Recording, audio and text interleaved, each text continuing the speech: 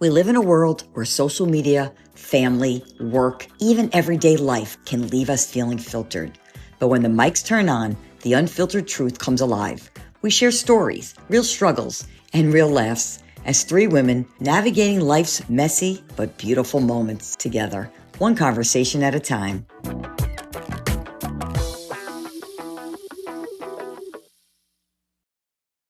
Hi, welcome to the Chat Life Unfiltered. I'm your host, Grace, and tonight's topic is grief. It could be devastating to lose a loved one. And although we have all been through experiences of loss and grief, sometimes it can devastate our lives.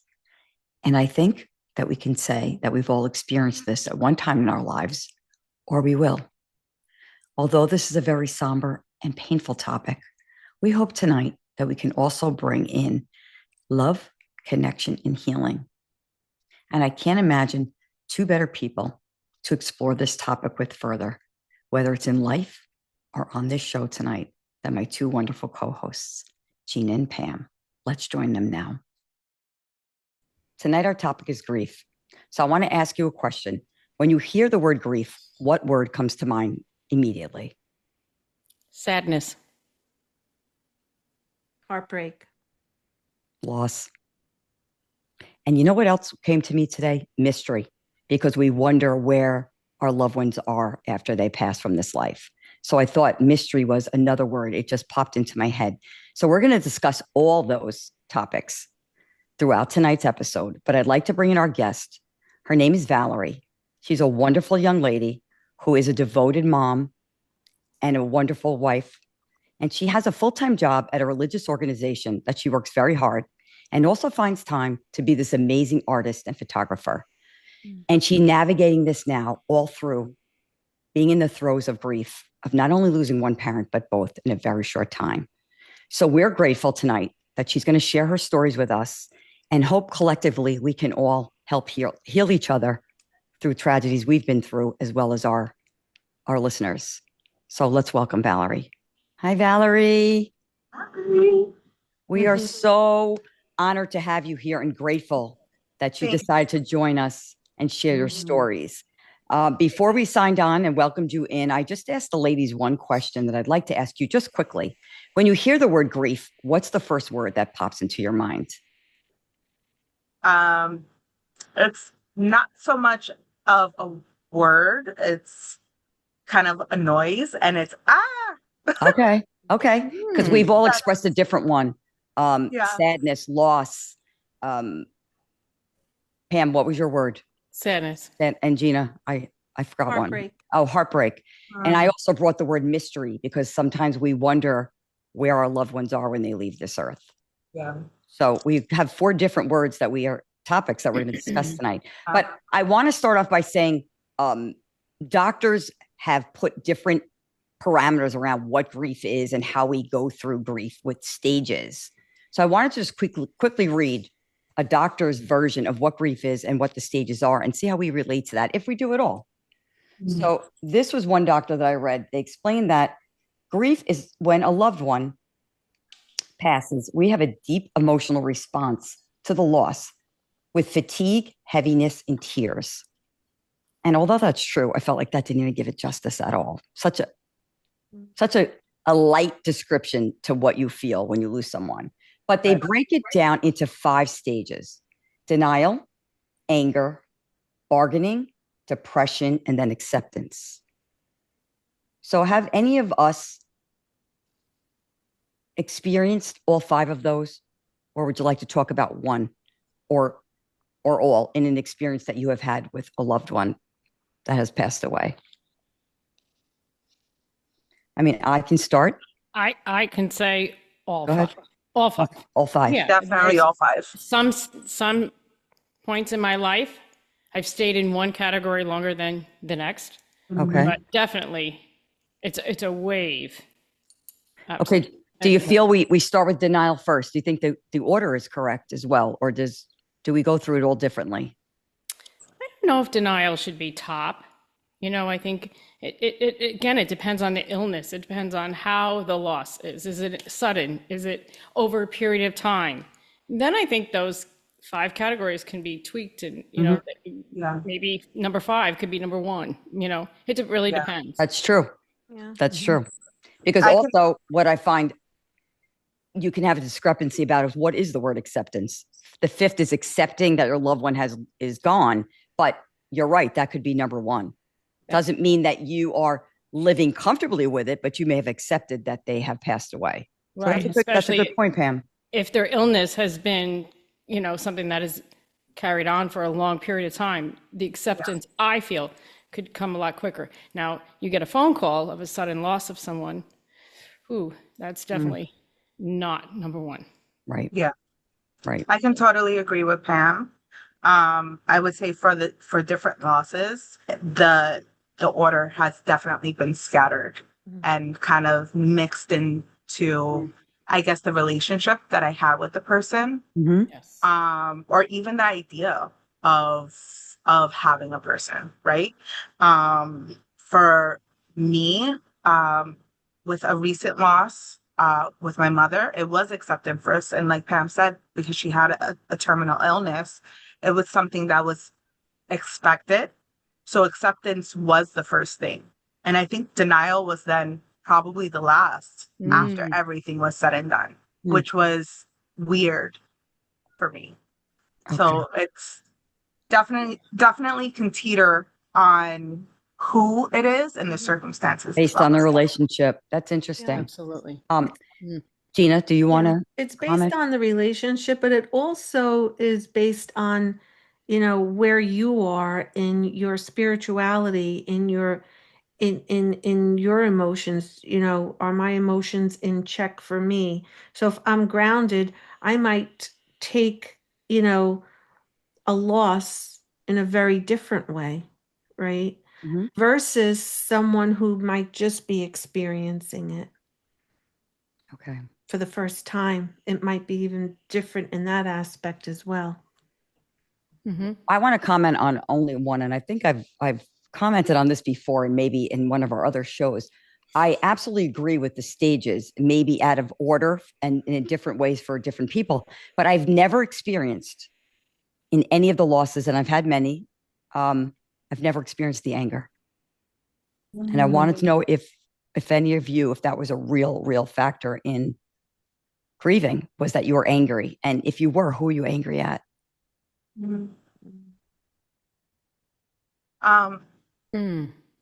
Go ahead, Valarie.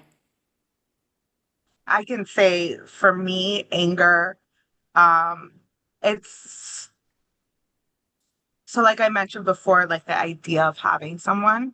Last year, I experienced two losses, two miscarriages. I call them my angel babes, Yes. but I was very angry. I had lots of mixed emotions, but I think anger, topped everything. I was angry at the world. I was angry at people that I shouldn't have been angry with.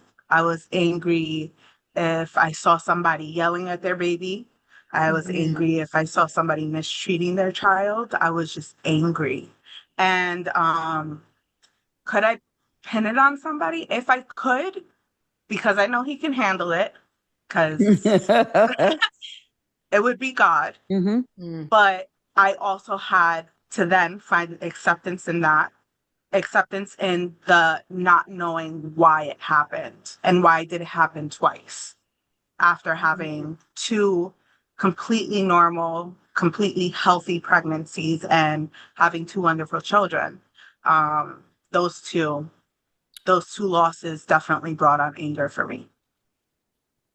Did you find you were ever angry at yourself?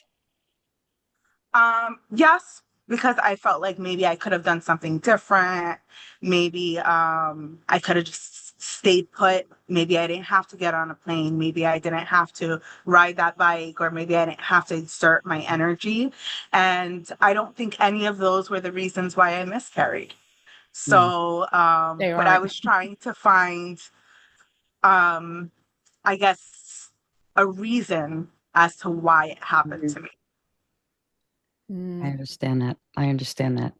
Um, I've never experienced loss like you've explained, miscarrying or losing a child, which is probably one of the deepest losses we can feel from what I have heard people express. In losing loved ones, my mom, my dad, my closest friend, my cousin, um, I went through all those stages, but I never was angry because I would say to myself, I see people angry when they lose someone, but who are they angry at?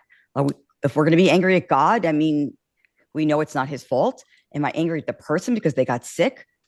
I can't be angry at me. I did whatever I could do to help that person. So I never understood the anger process in loss at all. But Valarie, you made me understand it in your situation. Now I get it. I would get it if I went through what you went through. Yeah. Yeah, I'm sorry for that too. And I would say, if this makes any sense, anger seems like such a strong, hard word, but I would say mad. I've been mad. Okay. Just mad at that this is how it has to be.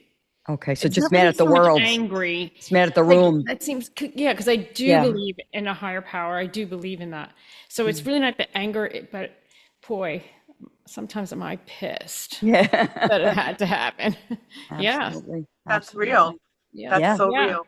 Yeah. Yep. Yeah. And another real one, I think, is the bargaining. Because I think at one time or another, if it's not when someone's sick, maybe after they passed away, I know I've bargained with God to say, hey, give me one more minute with them to talk to them, whether it's in my dream or a vision. I just want Yeah. one more minute and I'll do this or do that. Have you Yeah. guys have experienced the Oh, bargaining? yeah. Oh, yeah. Yeah. And do you really believe that you can bargain with God? Absolutely not. But we do it anyway. We do it anyway. Yes. We try. Yeah, we Yeah, try. we try. Yeah. We try. And Because why is not that the try? only person that we bargain with? Where else does this word bargaining come into the stages of grief? Where do you think? I think a lot of it comes back to what Valarie spoke about before too. You kind of bargain with yourself saying, if I hadn't done this, would this have happened? Maybe if I change my ways the next time. So I think we can bargain with ourselves as well as God, or maybe if we're a better person to so-and-so in our life, this will be better. So maybe we can bargain with people around us. And yeah, I that's will why I say, looked at bargaining. I will kind of touch base on that, but not from my point of view. From, I'll say, a family member. She bargained with my mom while she was still alive. But if you take this supplement, and if you do this, and if you do that, and it was, grief is far beyond just losing somebody after they've already passed on. It very much started when my mom was getting sick, and she was getting sicker, and the doctors were giving us more bad news and more bad news. And this person bargained or tried to bargain with her. Like, well, if you change this way, then, you'll have this. And if you do this, then you'll have that. And it didn't seem right.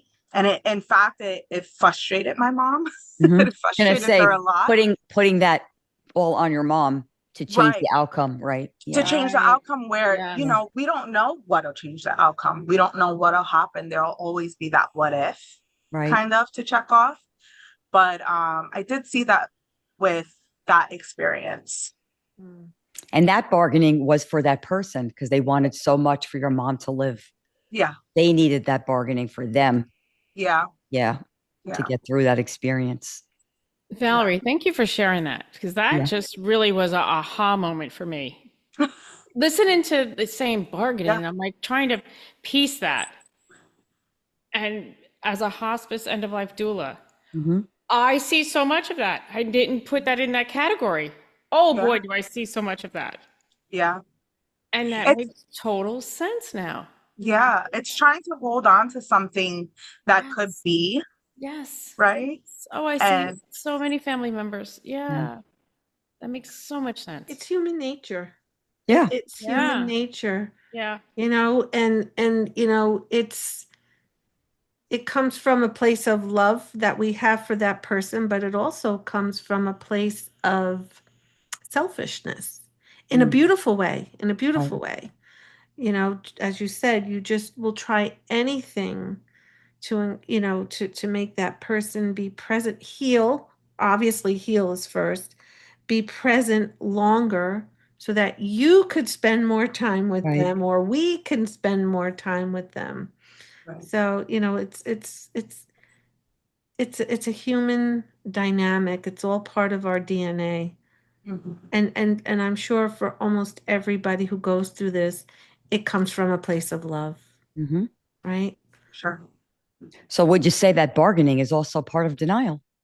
Yes. They're pretty much one Sure. and the same if you Mhm. think about it that Sure. way, right? Yeah. Yeah. Yeah, Yeah. definitely. Fear-based. Yeah. Absolutely. Mhm. Yep. Absolutely. Yeah. Yeah. Yeah. I mean, the only one that I think that is written black and white that there is no way to change this, because the other ones we are intertwining with each other, is the depression, the sadness that comes along with losing someone close to you, going through grieving. I mean, you're sad, you're depressed. There's no other way to describe that. Yeah. Right. Agreed? Yeah. Agree. So that's one that's real on this list. Yeah. And And that's a heavy again, one. Yeah. That's a Sure. heavy one. And again, probably, it's I've never experienced this, nor do I hope I, knock on wood, never have to. But I think the loss of a child mhm, has to be probably the hardest yeah, in my eyes. yeah, And so I think so too. I would think would definitely rear its ugly head as far as depression, Mm. Yeah. you know, big time. I would say this with the loss of a child and you know, both pregnancies were still in the first trimester and so it was very early. So everybody's concept of pregnancy is very different. Mhm. Mm-hmm. Um and fetuses very different. I call them babies because the minute I see a heartbeat, that's my babe. And it's kind of taboo to talk about. Mm. It's kind of not socially accepted. It's kind of like, you know, when you want to say something, it's walking on eggshells and it's trying to express exactly that depression, that anger, Mm. maybe the denial, and maybe even the acceptance, but not having somebody reciprocate or even trying to understand where you're coming from. So I think, and maybe in different stages, it might have been the hardest grief that I've gone through because it was a silent one. Right. Whereas people knew my mother, people knew my father, people knew my grandparents that recently passed away as well. And there's something to still talk about that with. But when it's a miscarriage, it's something that you personally and physically went through. It's physical pain, it's anguish, it's confusion, like not understanding why your body didn't work. It's all the things in between that it's hard to vocalize and bring up to the surface and then just say, hey, can I talk about this? Because you're met with, oh, but you had two healthy pregnancies. Like you should be thankful. And the Mm. grief doesn't negate the thankfulness, Mm. right? Absolutely. Mm. It just it's an unspoken love that I had for two people that I wish had came earth And side. let me ask you something, Valerie, and I'll ask you ladies too. Why do you think those are comments people would make? Because you would never hear somebody say, oh, you lost one parent, but you still have another one. So why would you miscarry a baby? Because maybe, like you said, it's not a person that they knew. Why would someone be so callous to say that that loss doesn't matter as much as, or that you should appreciate that you have two healthy children? I find that horrible. I'm appalled by that, that someone would say that to you. Why do you think? Why do you think somebody would feel comfortable to say that? Or think to say it, or not think they weren't I thinking? don't think that they're thinking about what they're saying at all. I think people don't know what to say. And Mm, so they turn to, you know, something that is very present in that person's life. right. I hear it all the time, Valerie. Yeah. You know, in my circle, when albeit friends or family members who have had miscarriages, I've heard those exact words. And, you know, again, it comes from a place of love, but I think people need to kind of take a step back and think about what they're really saying and Right. find those words to help comfort, the person who is suffering that loss. Right. Mhm. Right. Mhm. I think it comes from a place of not understanding, which is fine. Mm, I don't think that everybody needs to understand everybody's grief. Because I very much have recognized that everybody grieves differently. I think that it just comes from a place of not knowing and mm, trying to make it better, or trying to dismiss what's currently going on, because it is an uncomfortable conversation. yeah. But I think for people going through it, just like anybody going through grief in general, people need to speak about it. Right. Hmm. People Right. just need to let it go and just talk about it, and sometimes without anybody saying anything back. Right. Sometimes you Right. just need a listening ear, you know? Right. And that was one of the questions I wanted to ask as well. How do we navigate being around someone who's grieving without trying to help them fix it? What do we do to just be there, like you're saying, without having to feel like we need to fix it? Because that's what we always want to do. We want to make someone feel better. So we look for ways to fix it. Oh, maybe we can do this, or maybe, or like someone thinking they're helping you by saying, oh, you have two healthy children. Oh, Why do we feel like we have to everybody fix it? And paused. how can we navigate being there for someone without that hanging over our heads that we need to be the fixers of a situation? Well, I think that it's human nature to want to be a Well, fixer because you don't want to see that person in pain.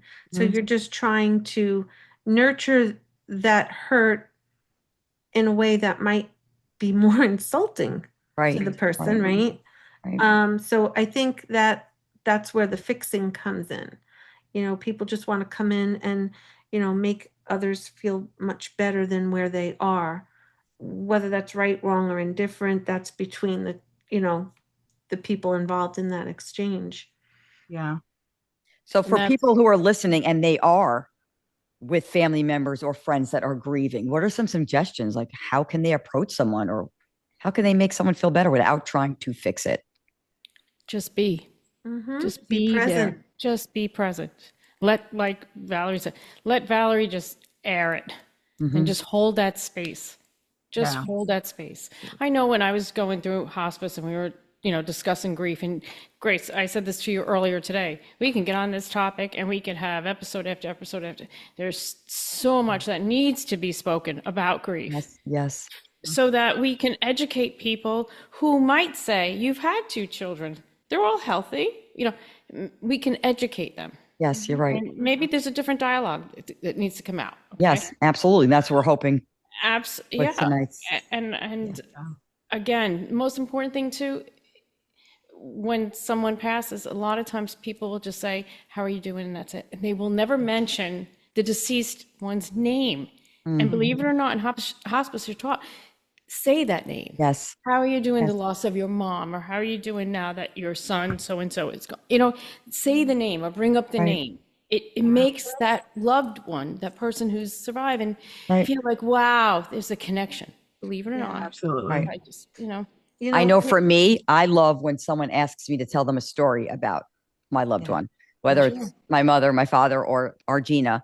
If someone absolutely. tells me, oh, tell me a story about your mother, like she was so funny or whatever, that to me Mhm. is the best way that someone could be there for me Yes. in Yeah. loss. Yeah. Mhm. And that's Mhm. exactly what I was going to say, Grace. I had a friend um, who lost her son in an accident. He was 10 years old. I won't go into the details of the accident, but for the longest time, I didn't even know she had a child. And I heard whispers, in the background, but never knew. But as we became closer friends, she confided in me and said that she had a son. And that's exactly what I did. I said, "Oh, I never knew that." I said, "Tell me all about him. I'd love to get to know who he was and the things that he did." And she would. Mm. And that just made her feel, even if it was for that moment, just made her feel so connected Yeah. Mhm. and heard. And excuse me because I'm And getting very emotional because I'm oh, connecting to that energy because I think I Yeah. know who it is. hmm, Yeah, that's That's so beautiful. yeah, Mhm. yeah. Yeah. And so she, over the years, we've been friends for many, many mm, years, and over the years, she's like, if I go to her house, oh, look, did I ever show you, the poems so-and-so wrote? Or, hey, here's a drawing that he made when he was 8 years old. And it just filled my heart, because guess what? I never met him, but I sure felt like I did. You know him. And Sure. that I knew, that I know him. And that was probably as much a gift for me as it was for my friend. Yeah. Yeah. That's And so beautiful. I think Mhm. more people need to learn how to do that. yeah. Mhm. Yeah. Mhm. Absolutely. And it's beautiful that she eventually became comfortable to share Yeah. his life with you. Yeah. I love that. I love that. So we're discussing all the things that we expect from grief. We basically expect these 5 things. Is there anything that you experienced different that you didn't expect? That you started mourning the loss of someone and then you went through some kind of, emotional release that you didn't expect would happen? Does anybody experience anything other than these 5 or out of the realm of those 5?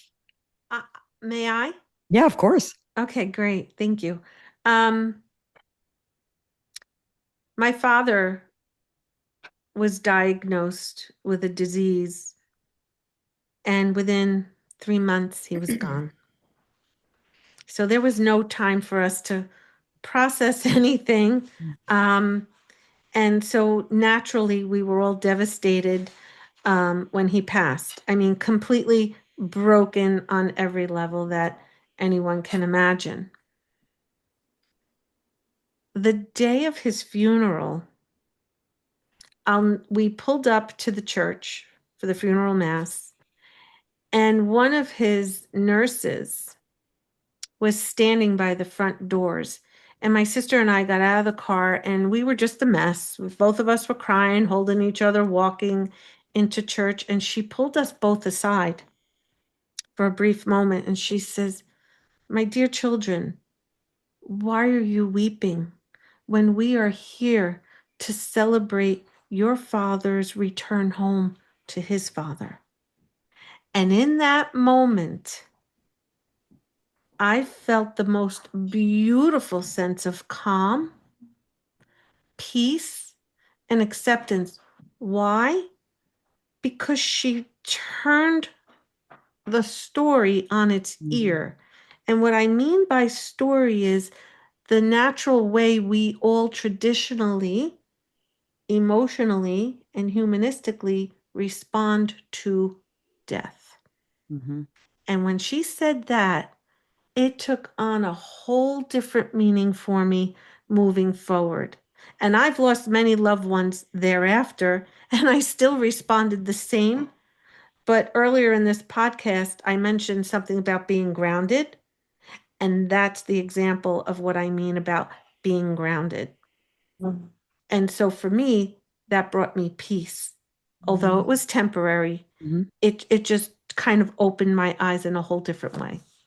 So moving forward with other losses that we've experienced more recent collectively, Valarie, we all lost someone very close to us, the 3 of us. Were you able to tap into that, Yes. what that woman told you? So you Yes. can, okay, that's Yes. amazing. Yes. Okay. Mhm. Yes.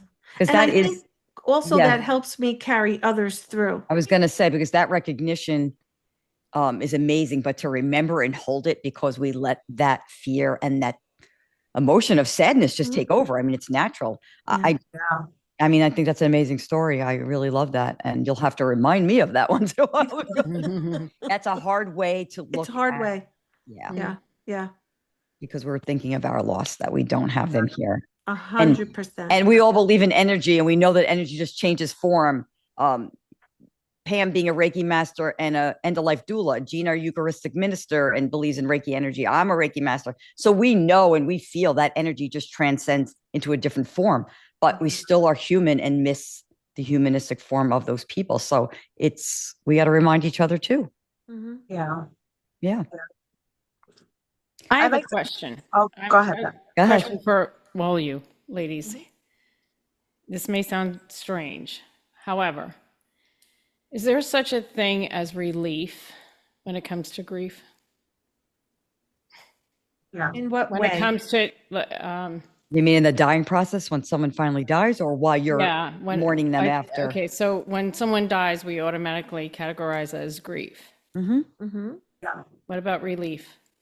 Yeah. Yes, I especially I would in say so. suffering. Mm-hmm. yeah. Yeah. Okay. Okay. I think there is relief when you watch someone suffer and they've been ill for a long time and you know they're in a better place, but I don't know if that takes away the grief. So I think I can experience both. I feel a relief that, like my mom is not here suffering anymore, but I still grieve the loss of her human existence here. So yeah, that makes sense. Maybe they should add relief to one of make Okay. category number 6 on here. Right. Yeah. It is part. So I'm- Especially for hospice.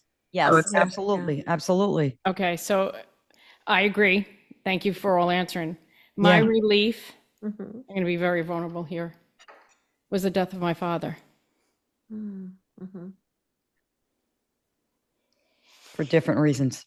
Yeah, Yeah. it was a relief that I no longer had to receive that energy anymore. Right. It was a relief that it was over. Right. That negative energy that you lived with since you were a child was no Yeah. longer around you anymore. Yeah. I understand that. I was sad Yeah. for a very short period of time. Mm-hmm. And it's more relief. And I don't know if that goes in the category. No, that makes a lot of sense. But Yeah. it's Yeah. It makes it's a lot of really sense. my truth. When a relationship brings you grief during your life and makes life hard to live, and then that person is removed from the situation, of course you feel relief. Right. Yeah. It's no more driving down the road and wondering, wait, did he just drive past me? Right. Or going into a store and wait, was that him? Like I don't have to look over my shoulder anymore or wonder. Mm-hmm. Yeah. It's so it was a sense of relief for me. As sad as that sounds for me to say, it was. Yeah. Yeah. And that's definitely a good point that I would have never thought to bring up. Mm-hmm. And I added it to the list. Pam, I can definitely relate to that with my father as well. You can. So you're not alone. Okay. If you ever felt alone, you're definitely not alone. I loved my father, but he drained me. He drained me. He was sick for a very long time. I'm talking since I was in middle school. He was sick. And because he was sick, he used that against people. And it wasn't right. And it felt uncomfortable. And it made me feel like I didn't want to be with him or around him. And I didn't want my children around him. Yep. So I can definitely relate to that. And Thank you for sharing that. yeah. It's I think that grief doesn't come with a set of rule books. Like it doesn't come with a set of rules on how you're gonna feel. Because in the same way that I felt relief, I also felt at peace that he was no longer suffering. Yes. Because I was his primary caretaker and having to deal with that on a daily basis and still wanting to love him and wanting to be around him because he was my father, but feeling uncomfortable in being around him because of the way he was. It was hard. It was hard to maneuver those feelings. Yes. It was very hard. And to Gina, I just wanted to piggyback off of what you said with peace. My mom, I was so close with her, and I was also her caretaker. So, and she was my everything. I mean, she taught me so many different things, how she taught me grace, all the things. But when she passed, I felt peace that she was no longer suffering because she suffered. And she suffered a lot that she didn't deserve. So when she finally went home to be with the Lord, I felt an overwhelming peace. And after, and in the years to come, and even up until now, I've not felt happiness that she wasn't here, but I found happiness in every little thing that I did. So For example, before, while taking care of my mom and even my father, I was kind of in fight or flight mode. And I feel like I've been there for a very long time, maybe probably since I became a mom. You know, Yeah. I was a young mom and wasn't financially stable and had to figure out a lot of things, didn't have much help. And losing my mom made me recognize those little details of life that you would otherwise just overpass and just overlook and wouldn't even deal with them. Yeah. Right? It's just another day. And maybe the day was a stressful day and maybe I was focusing on the stressful day. Now I focus on the happy pockets, the Mm. happy moments that I have within the day Yeah. That's that beautiful. bring me Yeah, I like that. happiness. When my children say a little funny joke, I'm hysterical in it.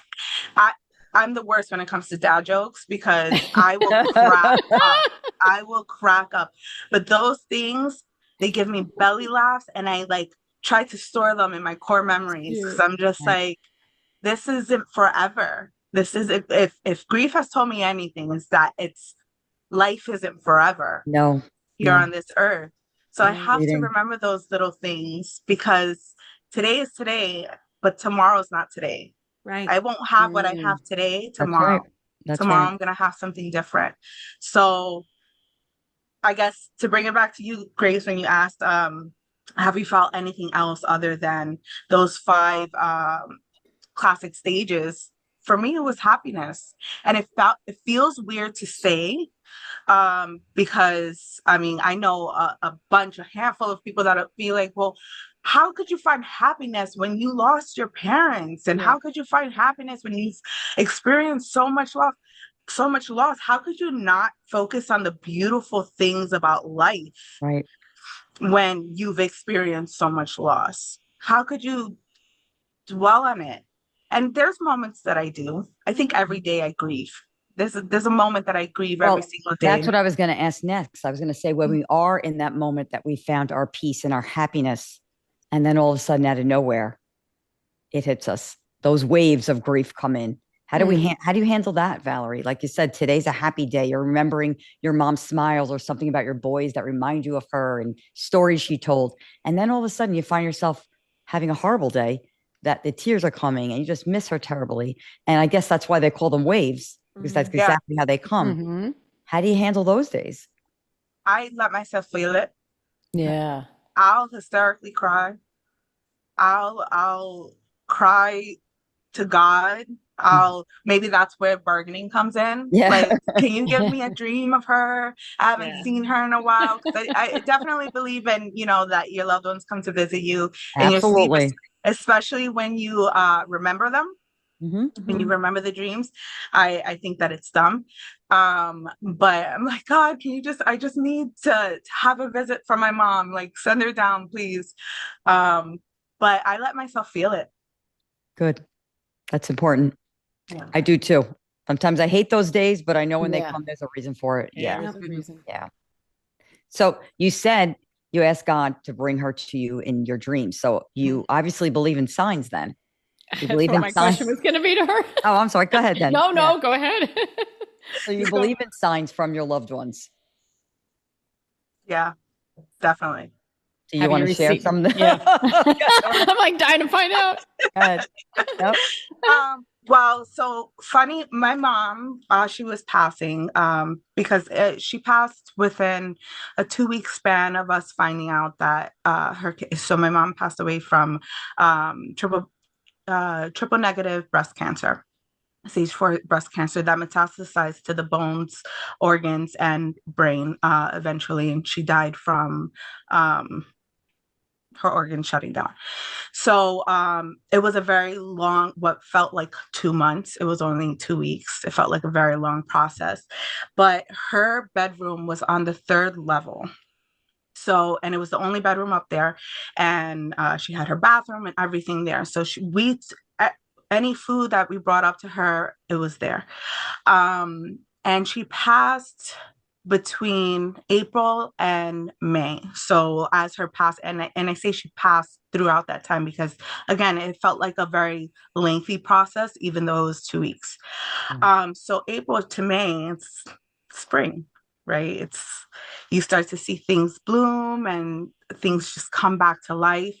So during that time, when we found out that she was about to pass, the trees were still bare and still had not even buds on them yet. And it seemed like everything just progressively like just started growing, started budding. But so outside of her window was again the trees, the bare trees. And every day that I sat with her by her bed while she was resting, she slept the majority of the time.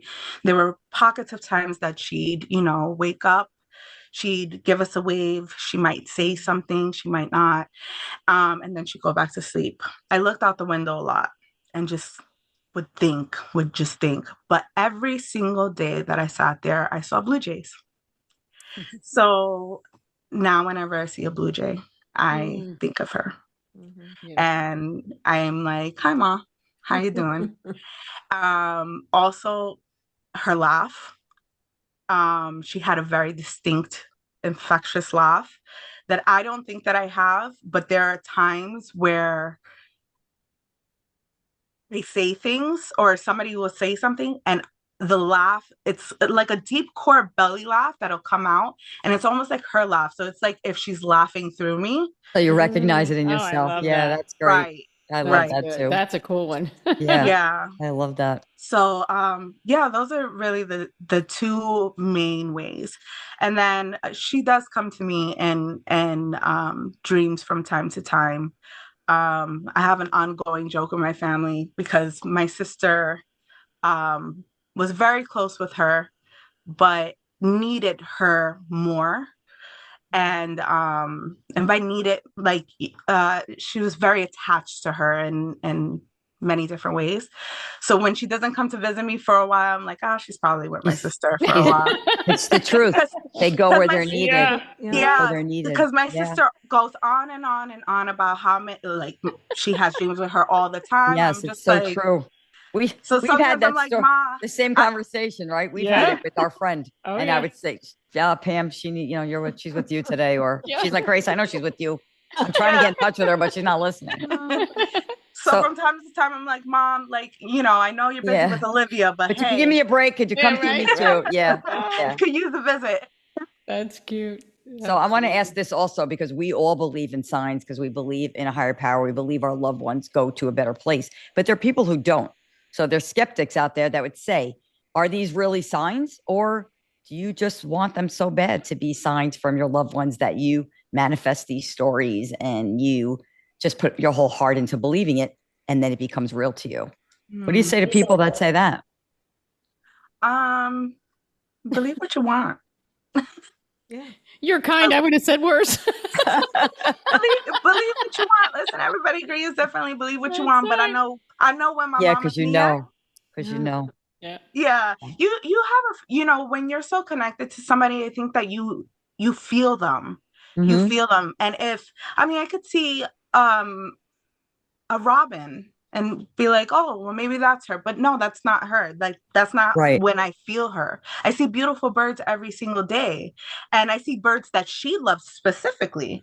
And I'm like, wow, that's beautiful. But that's not Mom. But if I see a blue jay, and it's normally when I'm deep in thought and I'm walking or maybe I'm driving and I'm just deep in thought and I'll see one just fly by. And I was just like, I knew I was on the right path, Mom. Like, I was you. So that's what I was going to say, that people can say they see anything. And when they say, oh, you see a sign, but it doesn't, like you're saying, it's not about seeing, it's about feeling. And when you feel that presence is with you, you know who it is. You absolutely know it's someone in your life that has passed. And we have different feelings for different people. So what you said makes so much sense because I will know if a presence is with me, if it's my cousin or my mom. I have a hard time feeling my dad and he gets a little mad at that. I actually went to a psychic once that said, your dad comes to you all the time, but you keep saying, hi, Aunt so-and-so, hi, this one. And you never say hi, Dad, and it's him. So now I have to consciously be like, Dad, is that you? Right. So yeah, it's funny, but I'm working on that one. But yeah, I think it is a feeling too. Yeah. Um, Yeah. but I know people have said to me, don't you think this is just something you need to say that you see as a remembrance so you can get through knowing that they're not here physically, so they're there emotionally. But no, I feel it. So I believe it. Yeah. I believe it. Yeah. What are some of the ways that you all like, what signs do you guys have? Let me tell you, I sometimes, Valerie, this is no exaggeration. I can call on Gina, and within 5 minutes, I get a sign. Yeah. Whether it's a song, she happens to be the first that comes right in. She comes right in. It's amazing. I laugh, I giggle, I just Yeah. like, oh God, I love you. She's just Yes. and- There are certain people that have passed away. You can actually ask for a specific sign, you'll get it. But for me, most signs that I get from anyone are usually from music. Lines from a movie will remind me of them, and I know, or I was just thinking of them. But Gina is all music, and if we ask for a song, there's one certain song that always comes on. Yeah, no, and the usual that everybody says they see: feathers, coins. They're all true. They're all true. Our loved ones sending us energy, but for me, I would say it's music. I definitely get signs within different songs, knowing they're from different people. Yeah. Yeah. I love that. yeah. I've even had visions of her, like I've Dancing. told Grace this so many times, but it's the truth. Like she's hitting in the head, like idiot. Yeah, she will. Like she just, And she I plays kid jokes you on us. not.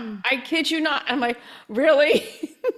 But and She's I'm a not making this jokester. up. It just happens. So She you know what is. just came to me is every time we start to record, and Gina counts us down, there's a whole thing of balloons that go up.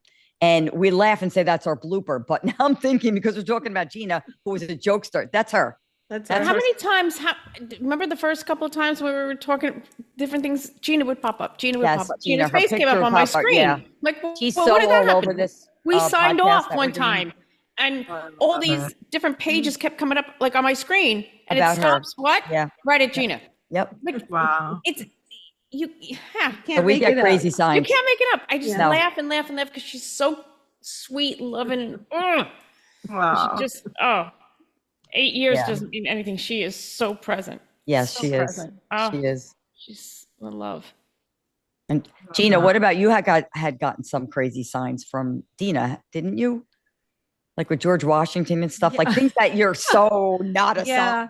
So one interesting, I've even have dreams where I'm in conversation with people. I remember one, I'll answer Grace's question, but before I do, the one that comes to mind for me personally, and I guess it was the month of my birthday, and I had a dream one night, and I was in heaven, and it was this beautiful staircase, and down at the bottom was this big entranceway, white marble floors, that whole thing, beautiful light, beautiful white light, and all of my deceased relatives, every last one of them, just formed a circle around me.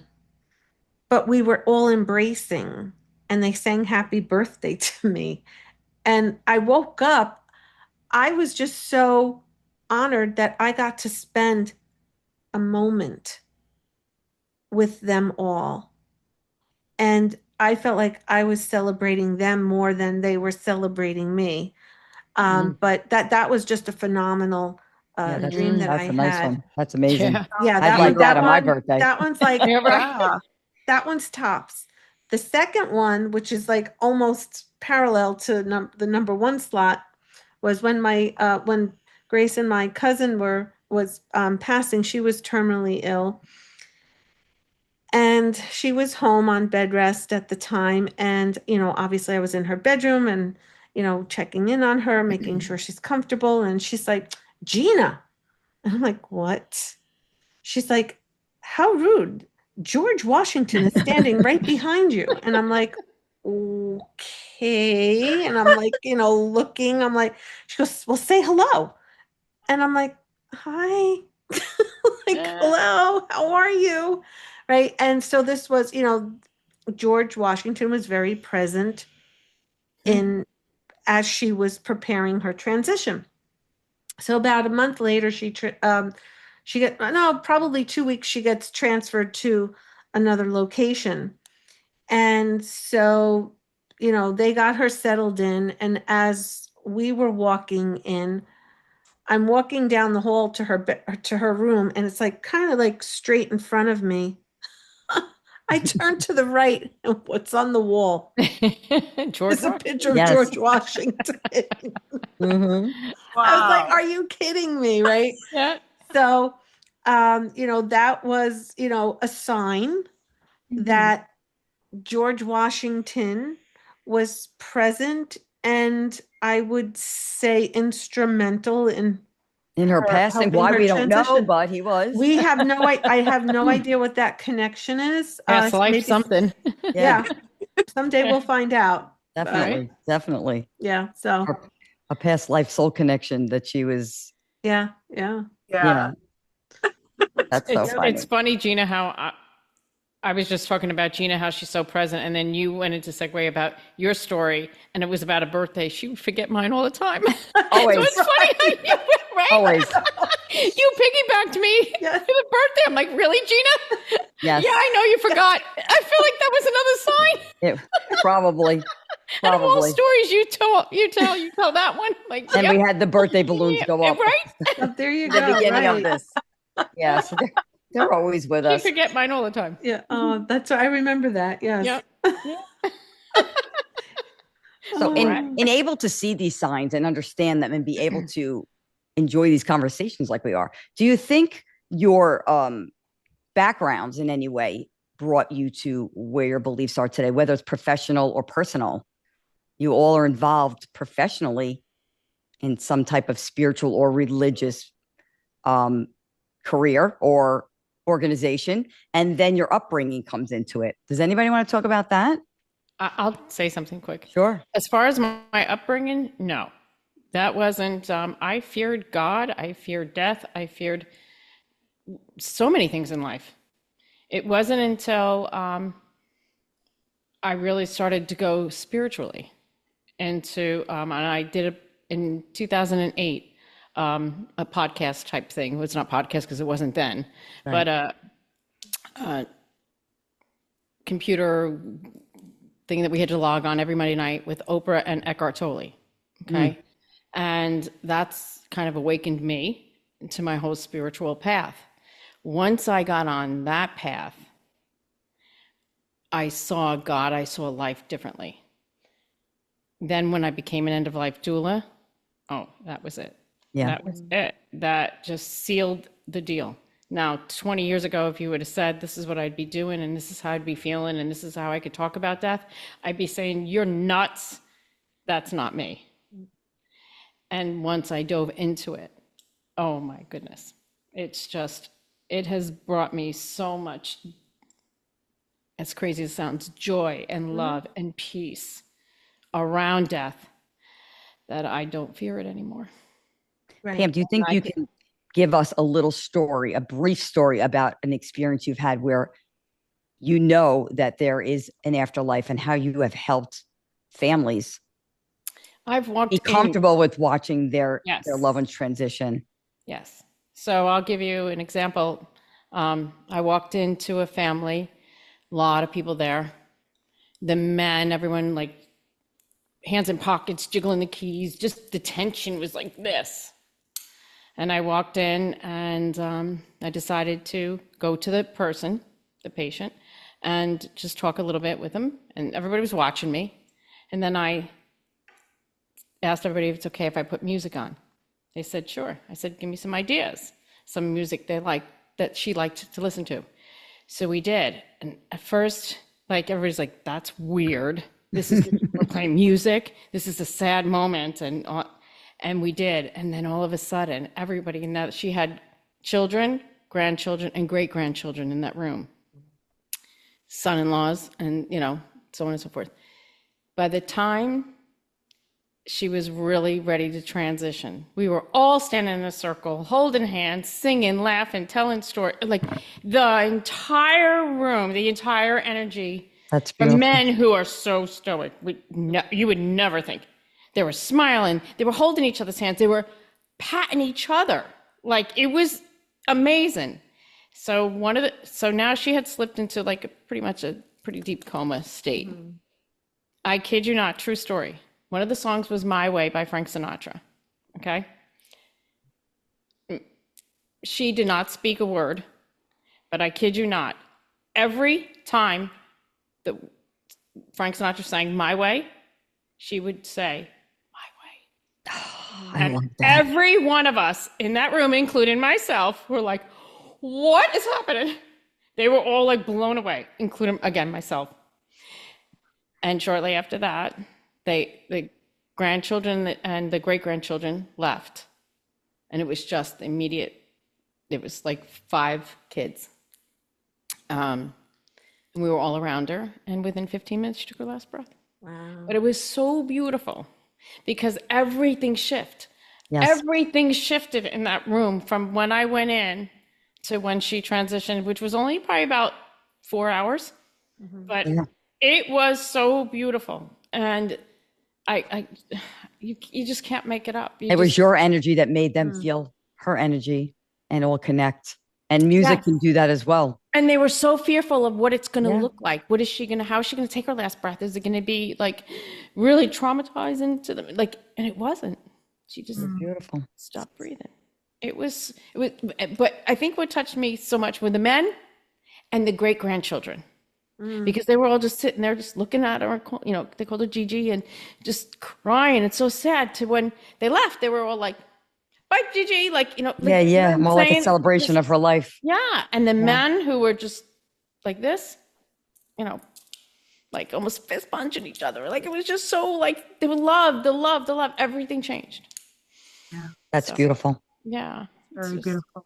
yeah. So, Valarie, I Can be know beautiful. that you work for a Christian organization and your mom did as well, right? Yeah. So do you think that had a lot to do with your spirituality and how you dealt with her illness and her passing? Yes. Yes and no. So my mom became a Christian. Well, she was a Catholic up until her teens, like her mid-teens, and then she got baptized as a Christian, and she followed Jesus ever since. And so she raised us in the church as Pentecostal. So they had very, very strict ways. Like, you don't do this, you don't do that. Like, you don't go to tarot readings, and you don't go to psychics, and you don't do this, and like, so everything that was considered spiritual was technically considered bad.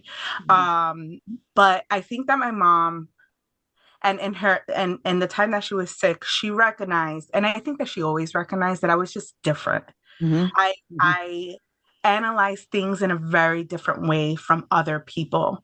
I didn't go with the flow with, oh, well, I have to be structured, and I have to be this way, and I have to follow the way of a Pentecostal Christian, or things like that. And I always had crazy, very vivid dreams, and still to this day, like, sometimes they scare me, my vivid dreams. But I've always tried to grasp a deeper understanding of them, because I'm a firm believer, if your dream is that vivid, it's there for a reason, and you need to figure out kind of what's going on in your life. And that's prompting this dream. So So yes, in a sense, in her last year, she was a minister. She became an ordained minister, and in those years that she was studying to become one, that's when we found out that she was sick and that she had breast cancer.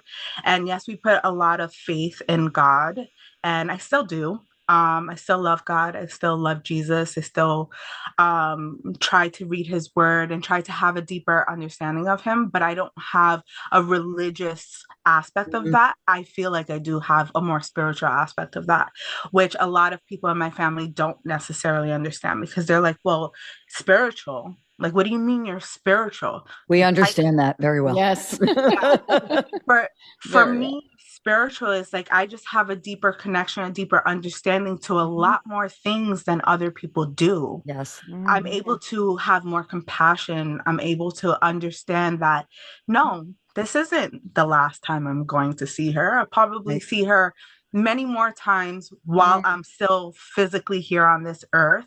But I don't only lean on the fact that she's in heaven, because I do believe that. I believe Mhm. that she's in eternal bliss and just rejoicing, and she's no longer in pain. But I also feel like she's here. And a lot of people think that Beautiful. no, there is no in between. There's just Right. heaven. Well, I was going to There's say that heaven. your mom, as being a Pentecostal Christian, she believed in heaven. No. Yes. Oh, so Yes.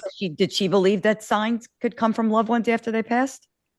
Or is that a She little didn't speak much on it. okay? She, again, I think that she felt more that spirituality is of the world, which I didn't agree with, which we had Okay. like, so before she passed, we spent a lot of time together. I would take her to chemo, I would take her to all of her appointments, and I just spend a lot of time just caring for her, cleaning for her, cooking for her, and just talking to her, because again, our beliefs and our thinking, mainly our thinking, was very, very different. And she was very one way, and I was very like all over the place. Like, yeah, ma, I can see that, but I can also see this. And I'm kind of here in the middle type ish. Mhm. And she would open her mind more and more and more to how I saw life, and it would open her eyes. And she would tell me, you know, Valerie, you make me look at the world in a very Oh my different God, I love that. I love that. Yes, way. She I'm said thinking that the to you. same thing. Ah, She would say, you know, she kind of expressed it like black and white, like everything to her was black and white. It's like, you know, you're either religious, you follow Jesus, or you don't. Right, right. And she say, you're more of the gray and in betweens. Like you make me see the shadows and the differences in life and how you think. And so yeah, I played a part of it. Like, I do believe that she is in heaven. I do believe that all my loved ones are. Hmm. Um, but I believe that there's more. Yeah. I believe that she comes in different ways. So Yeah, we've had conversations in the past about organized religion and how that comes into our spirituality. So we know exactly what you're saying. I was just curious to see if you and your mom did differ in beliefs, because I know you are very spiritual, or if you had come to some understanding while she was ill. And I think that's basically what you said. So I think that's wonderful that she learned from you, um, and that you'll continue to get signs from her. yeah. And she's probably going to send you a sign very soon saying, Valarie, you were right. You oh were right. I should have listened a little more. I think so. I feel that for you. I do. yeah. Yeah. I Yeah. hope Big so. time. I Yeah. always love hearing from her and Oh, her little absolutely. visits and everything, you She's know? coming. She's coming again strong. Yeah. Definitely. Valarie, can I say something? When you were talking earlier about grief with your miscarriages, Mhm. I kept feeling, hearing, just want to like jump to the screen. You need to get, well, I shouldn't say you need to.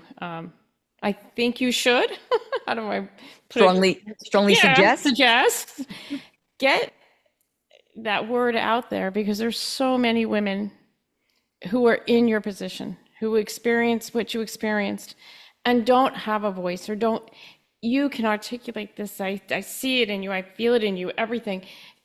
You know, I know you have a busy life, but if you can at some point, whether it's blogging, whether it's just Right. A support group, something out maybe. there, you have no idea. Your love, your light, you just shine so bright. Get it out there, help these women. Maybe, just maybe, that was part of what Yeah. might The have happened journey. to you, Yeah. Purpose. Yeah. Yeah. so that you can go help others. Thank you. I really feel that. I really feel Yeah. that. I'm not just saying this. I really feel that when you were speaking earlier, I was just, oh my God, I want to jump through the screen and say, you need to help others. Yes. Yep. My whole back has chills right now. And that's a gift, Really Valarie. feel that. That's It a gift is. to be able to possess that kind of communication where people can feel that you are really wanting to help them because you've been through it. That's not You've something been through anybody it. can do. So that would be a Right. gift from you to somebody else. You would really help a lot of people. Absolutely. And we'll be very happy to get you started on that if you wish to. No pressure. No pressure, but just saying. No, not at all. It's so funny that you guys said that because just the other day, if I could share this quick story. Of course. Just the other day, I couldn't sleep. And I kept on trying to put my phone down and just leaving it alone and forcing myself to fall asleep, and I couldn't. And I put on a movie, and then something struck me, and it was grief. I missed my mom. I just wanted my mom. And then I opened my phone and I saw another person, and I feel like I'm surrounded by pregnancy right now, which if I can be very vulnerable, I am very triggered about it. And Okay. That's understandable. It kept me from seeing some of my closest friends' babies. And it bothers me that I feel so strongly about that and that it hurts me so much because my youngest son has told me so many times, how come everybody else gets to have a baby and we don't? And I just didn't have a response for him. I just don't have a response for him. I don't know how to answer that. And I felt it so much in that moment. And when I felt it, I felt I miss my mom. I need to talk to my mom. I don't know how I'm feeling and I don't know how to deal. And when I get into those stages, and it happened to be very late at night, when I get into those stages, my mind can sometimes spiral and out of control, and I can experience panic attacks. So as I'm going through this, I'm thinking about everything that I need to do. I'm grounding myself.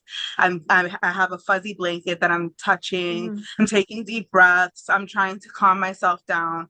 And then I write to, after I calmed myself down, I write to my best friend, wow, grief is such a B. I'm not going to say the word. Grief is such a B. Yeah.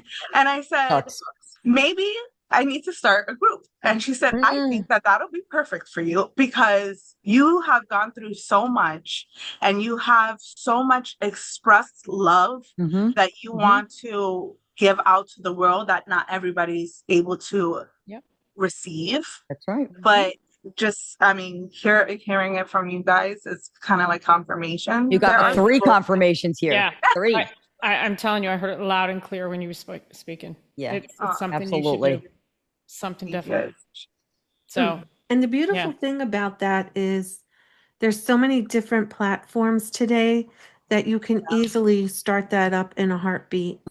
And there's always been a demand for it, but people just didn't know where or how to navigate.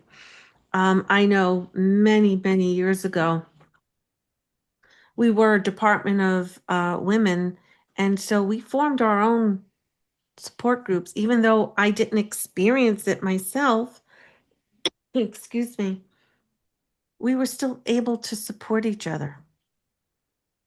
You know, whether it was, you know, a miscarriage, carrying to full term, you know, divorce, grief, etc.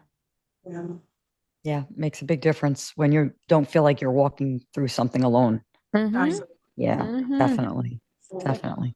But what I keep hearing too for you, Valarie, with anxiety, did you ever try sound healing, vibration healing? Put on like hertz frequencies. Did you ever try that? No. Okay. I haven't. That will help you. That will help you immensely. You did something similar during your Reiki event. Yeah. Correct? Well, we do music, we do sound healing. Yes. Right. But there's certain frequencies that are for grief, for anxiety. And I feel like you would benefit from those. I can send you some information if you're interested. Interesting. Do you know, so I will say this, I am very sensitive to sound, especially very loud sounds. My mom, do you guys know what a shofar is? No, I actually don't. So a shofar, I have it in my dresser, but I'm going to refrain from going all the way over there. It's a religious horn Mhm. I believe it comes from an animal. It's typically used, I believe, in Jewish culture, if I'm not mistaken. My mom got a shofar. Not everybody can blow a shofar, Hmm. but because I'm so sensitive to sounds and just, I guess, frequencies, whenever she blow it, my entire body would go like it would shake Hmm. until she blew it enough times, and then I'd feel peace. Oh, wow. And she explained it in a very interesting way. I'm gonna have you guys just look it up because That's for what the I'm life of me, doing. Spell that for us. Is that Shafar? Shafar? Is that what you said? I think so. Because I'm writing that down. I will Far. look into it. And what Yeah, did it sound like? Like a horn? a horn. Like, I Yeah. mean, I'm trying to figure out how that's peaceful. Do that again, Grace. Yeah. So it kind of looks spiral, and she'd blow it to her mouth, and not everybody could do it. She would have all her grandchildren try. Wow. And if That's somebody cool. could do it, she'd be like, you got the gift. But you have to, and she would say you Wow. have to be like one with God. And it was a very religious thing that she picked up from one of her many walks with so many different people of faith.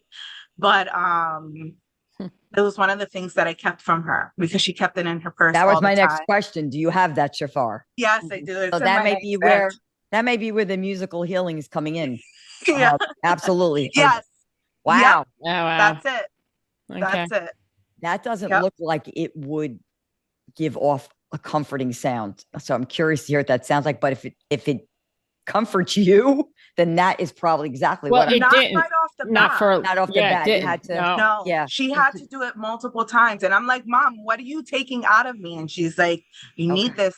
Your soul needs this. How And I'm funny like, I that don't she spoke understand like why that am I when feeling Yeah. like this. Yeah. you know The she first time she was of organized religion, like you were saying earlier, but yet that sounds more like a spiritual. it does. Mhm. But I think that a lot of people like feel like they have to do one or the other. Right. Not really. Religion is more, I would say, more structured. If I could Yes, it's explain to organized. anybody, Yes, exactly. it's Yeah. more organized, but it's still spiritual. Yeah. There's still Oh, a lot of Oh, spiritual definitely. aspects. Yeah. And I don't think a lot of people like to hear that because they just rather buy the book, buy the book. Yeah. Yeah. Yeah. You Some know, people are by the book, right? there's a lot of in in the Catholic religion, excuse me, we have monthly, I'll call them retreats. And there is a lot of singing, there is a lot of praise, there is a lot of interaction. It is not as structured. Yes, you go through the mass. Yes, they're blessing the altar. Yes, we're receiving communion. All of that is taking place. But the bigger thing is about healing, celebrating, lifting everything up to, God, the Holy Spirit coming down upon us, being present. It's that light, right? It's that light. It's that presence. I just went to a healing mass the other night. Again, another amazing experience, totally different than what I'm accustomed to. And there's just so much energy, whether it's in a church, a cafeteria, wherever you are, when people come together and praise, Mm-hmm. right? What was the kind of music that they played at the mass you were at, the spiritual healing? Was it more like traditional church hymns, or I was curious to ask you? It could be Christian rock. So the one you just were at. Oh, the one that I was just at, a mix of traditional hymns, but they just kind of, they're introducing a tambourine, they're introducing guitars and piano and all different instruments to just kind of take it to that next level. Oh, yeah. But there were other songs that you would hear on a Christian rock radio station. Yeah. So it was a mix, Grace. Okay. Yeah. That's Which is, I liked it. Yeah. Well, definitely music liked it. and movement is what Yeah. helps our spirit, ignite Energy. and transfer energies. Yeah. Yeah. So that brings me to my next topic. How can we better navigate our grief through all the different healing modalities or different things that we know in our everyday life, whether it's Reiki energy, sound healing. Like what would you recommend to our listening audience, or what has worked for you to navigate those tough times? I think the first thing is communicate. Communicate with those you trust. Right. I think you have to start there, because before you move beyond, you have to be open and accept where you are. You have to acknowledge those feelings, whatever they are, right? Whatever they are, and just start communicating wherever What you about feel for those comfortable. people who don't have someone to communicate with or not comfortable to communicate with? What else can they do? Go Journal. within, journal. Journaling, absolutely. Journaling Journal. is huge. Yeah, journaling. And also, I was reading about not only just journaling, but writing letters to your loved ones. Like we often say, we want that one last time, like a bargaining. Can we have a moment with them? But That's what I mean. never thought Yeah. about actually writing Journaling. them letters and saying what we want, and then getting your answers in different signs that we talked about. Yeah. I just read that the other day. I was like, that's so interesting. I never would think of that. Yeah. So as much as we talk about this topic, there's always something new that pops up. I never thought about writing like a letter to a loved one. Oh yeah. Oh yeah. Right. Yeah. Right. You know, I actually, okay. oh, go ahead. No, I was going to say, and if you want to call it grief process with my dad, I've written letters. Oh, that's great. Beautiful. I've burnt them afterwards and Right. for full Right. moon ceremony to release it, but Very I've written him therapeutic. letters. Yep. And that helped I in like my that. grief process. I like that. You feel like it's liberating, or it felt liberating? Yeah, Yeah. definitely. Yeah, therapeutic. Definitely. So if you can't Definitely. talk to someone, because that to me is the first best thing, like Gina said, why not put it down in writing? You're still getting it You're still off getting it your out. head. You're you're getting it out. Mhm. You're getting it out. And sometimes there were, it was of anger, I'm not going to lie. And then other times it wasn't. It wasn't. It was like, you did the best you could Right. with what Right. you had. You surprise yourself what comes Yeah. out when you start writing. Yeah, Absolutely. Yeah. you Absolutely. do. Because sometimes there's buried emotions you don't even know you have until. Right. Till it comes out. Yeah, absolutely. Yeah. One of the things, you had asked us in the beginning, what, if you had one word, what word would you use to describe grief? And we came up with many variations. Mm-hmm. One that just came to mind was torturing ourselves. So we're going to torture. Torture. Yeah. How do we torture ourselves when we're in that state, regardless of the stage, just in that state? Things that we do to ourselves, you mean? Things that we make do to the ourselves. situation So, worse? yeah. So one example is every day I had a very long commute to work, and shortly after my father passed, the song from Luther Vandross came out, To Dance with My Dance with my Father father. Again. Yeah. And so what did I do? Oh no, I had to play that over and over and over for an hour and a half on my commute. And by the time I got to work, I looked, I had to redo my makeup. But I did it all the time. And, I was saying to one of my friends at work, and I said, oh yeah, I play this song every time. I am just drained by the time I get to work because I'm crying all the time. So she goes, so why are you listening to the song? Yeah, but Why those you are doing that to therapeutic yourself? tears. Those are, my niece will always say, if you ever feel like you just have to cry, but you can't get it out, just put on the saddest song you know and cry. Yes. And she does that, and it does work. You don't have to be crying with what the person in the song is singing about, but you're sad, and you just need, and sometimes you just let it all out. You do feel better. So that was probably what you needed to do. I don't know that you were torturing yourself or really helping yourself. I was probably a little bit of both. Right. Right? Yeah. That's funny. Going back to signs, it's so funny that you say that, Gina, because my father wanted to dance with me to my wedding to that song. I said, Dad, you're not dead. I'm not dancing with you to that song. That song is so oof. Yeah. Yeah, it's so emotional and it's so deep. And I was just like, Dad, that's not the song for us to dance at my wedding. But the fact that you brought it up, just like, I would love one more dance with him. Yes, and he would too. So that's why that came up. Yeah. Yeah. It's so crazy the mixed emotions that you feel because, I Yeah. expressed that, it was very difficult to be around him. He was a very negative person that liked to dwell on lots of things, but there were moments where he wasn't, that I loved him so much that I loved to spend time with him in those moments. Mm. Um, for me, you guys mentioned on how to deal with it, and you mentioned letters, and I was like, wow, I should write letters. And then I realized I do. They're just in the form of posts Mhm. on Yes. social media. So I'll post a picture and I'll write something, whatever I'm feeling on my heart in those moments. And it's sometimes brief, sometimes a little lengthy, uh, always deep in my emotions. But those Mm. are my little love letters. And Beautiful. I always say to everybody, my social media is kind of like my diary and my love letters to the people that I love, because I love posting the people that I love and the Mhm. time that we spend together. And even if it's a simple caption or if it's a lengthy caption, um, when I do it, it's because I wholeheartedly feel it.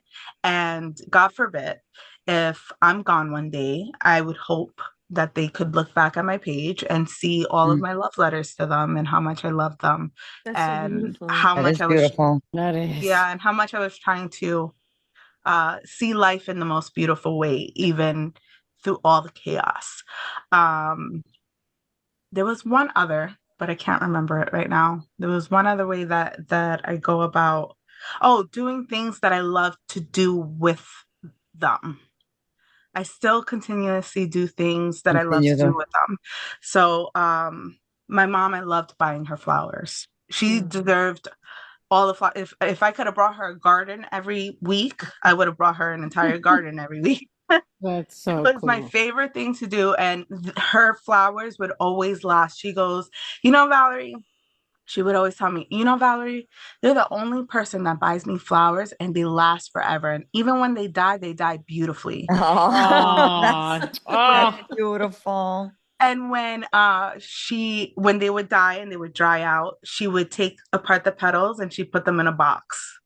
And I took Mm. that box with me and I still have that box in my closet. Oh, how I love But that. I beautiful. thought how special that she kept the flowers. So now from time to time, I don't do it as often as I would have done it for her.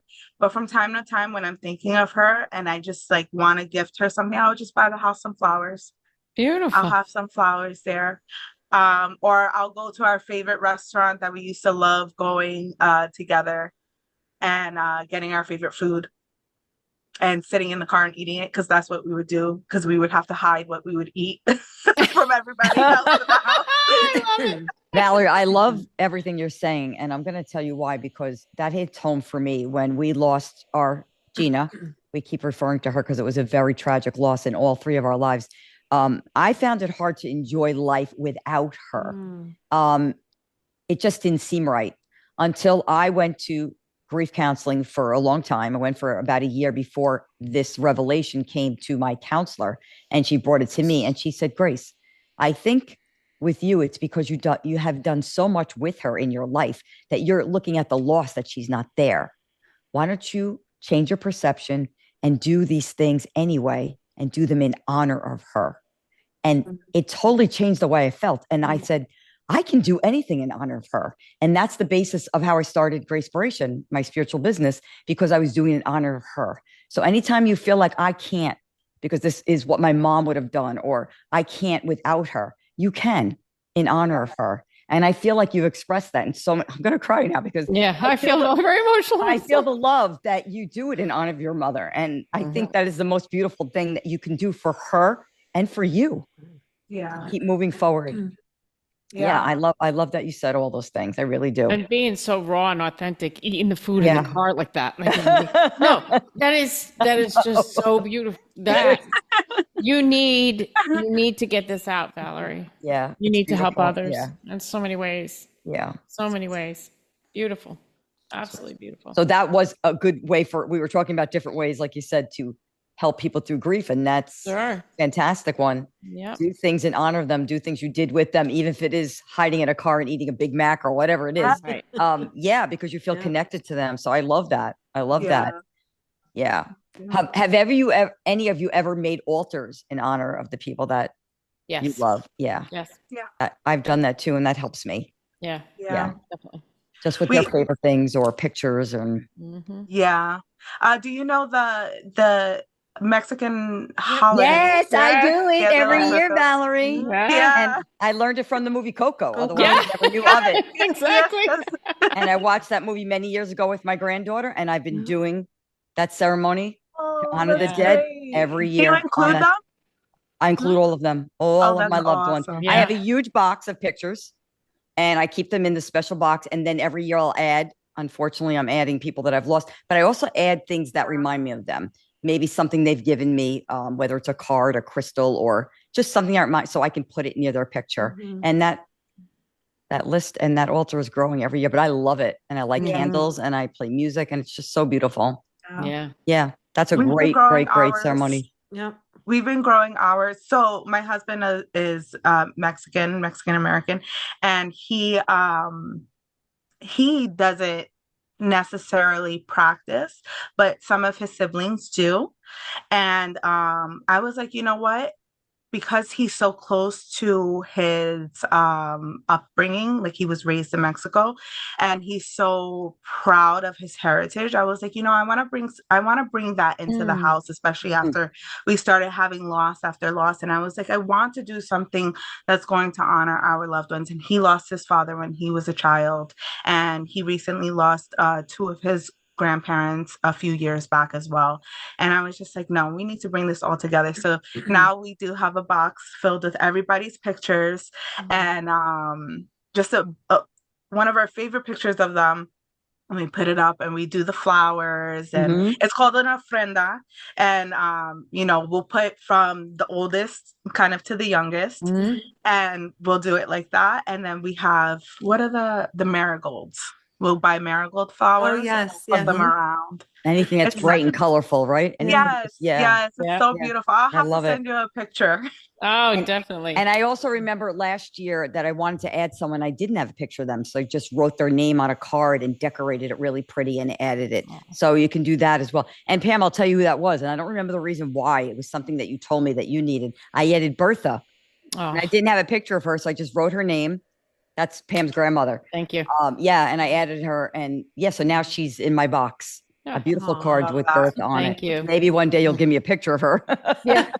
But I didn't have one. No, I'm blown. So I'm sitting here writing a few Uh-huh. things. You're right, Bertha. Nope. I said I need a better picture of Bertha, Oh, wow. and you just bring her up. Yeah. That's Yeah. amazing. Because she's the That's only amazing. card that I have written. Uh-huh. I have I- one of her, but it's not a black and white. It's almost like a brown and that Yes, the yeah. old Oh yeah, they're One. yes. and it's just it's a great picture of her, but it's just you really can't really see it. So I just writing here. I'm writing down. That Yeah, is a just get it picture of Bertha. restored. Just Yeah, get you're it right, restored. exactly. Yeah, but I'm just saying picture of Bertha, and then you turn around and say a card of Bertha. She's here. Yeah, Oh, She's here tonight. she's pushing Gina out of the way. I love how so many different people are popping up. Yeah, it's They're all amazing. coming through tonight. amazing. Yeah, absolutely, absolutely. Yep. So I would like to try something with the four of us right now. And our audience at home can also try if they wish. If we can just close our eyes for a few minutes, just close our eyes and take 3 deep breaths. Just to kind of slow your heart rate down a little bit. And just let your imagination meet your heart, meet your soul, and let that one loved one that you're missing, that one person right now, walk into your mind's eye.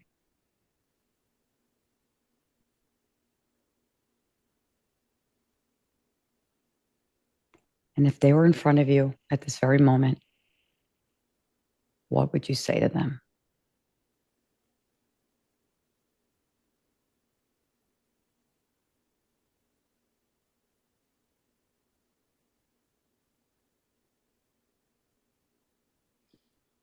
And when you're ready, just open your eyes back up. And if anybody would love to share, I'd love to hear. Mariana. Hello, beautiful. It was Mine was Gina. And what I said to her was,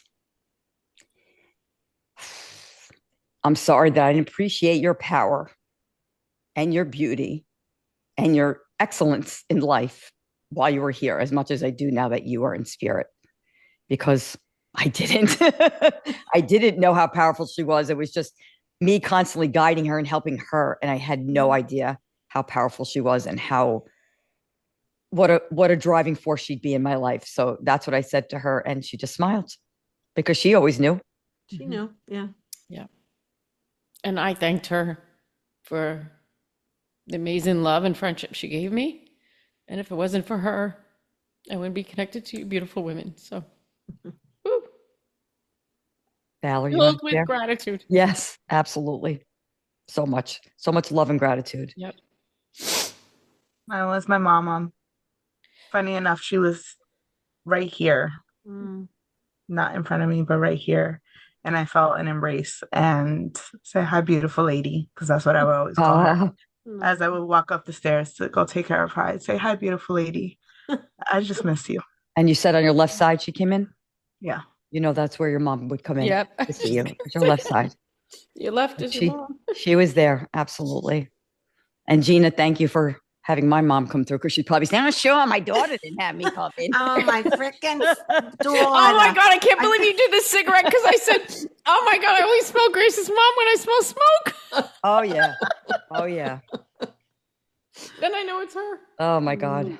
So, And ladies. it's funny, Valarie, because when I would walk into Grace's mom's house, I would always say, "Hello, beautiful," Yep. and she'd smile. Yes, That was it's my so beautiful true. lady through and Yeah, through. I know. Yeah. I got you. Yeah. Wow. We are My surrounded Anna. by very powerful loved ones. And Yeah. so when we think of grief, we think of all the things we said: sadness, loneliness, emptiness. But we also have to remember the connection and the love that endures with us forever, as we just showed 3 seconds ago with that exercise. Mm-hmm. So they live on in us forever. And we have to just hold on to that thought and let it carry us through. Grace, if I might add one more thing Yeah. that I forgot to talk about. I was talking to a friend today about grief because we were coming into this podcast, and this gentleman had lost his son and parents and a brother all within the last couple of years. So it's his sister and him left. That's it. The family and really distant relatives that they not really close with. And I said, if there's one thing, he said, that that maybe you regret or what, and he said, time with them. Yeah. And that is something that I think we all need to like take away. We take that for granted. That's Yeah. And if we could just spend more time. Yeah. Because that you can't get back, which we know. And you don't Spend want more that. time and That's live in one the thing. moment. Yes. Yeah. Yeah. So, Tammy just confirmed for me. yeah. That's all I've been thinking about. That's all I think about is time. And it's so delicate. Yeah. Right. It's so Yeah. delicate. It's funny you say that, so delicate, because that's what he expressed today. This is hard for him. He's being very vulnerable, just even telling me that. Yeah. So It's so delicate. And that's why you have to look at the beautiful things. Mm-hmm. Beautiful tiny little things. yeah, Even in a chaotic day. Absolutely. Amen. Appreciate all the time, So every true. moment. Yeah. So true. Well, Yeah. on that note, I will say how much I appreciate all you ladies this evening.